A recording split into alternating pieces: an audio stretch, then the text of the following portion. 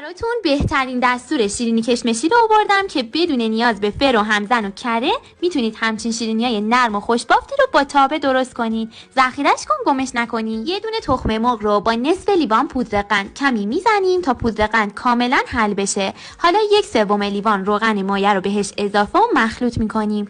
بعد از اون 1 لیوان آرد رو به همراه 1 قاشق مربا خودی بیکینگ پودر روی موادمون الک میکنیم و نصف لیوان کشمش رو هم بهش اضافه میکنیم.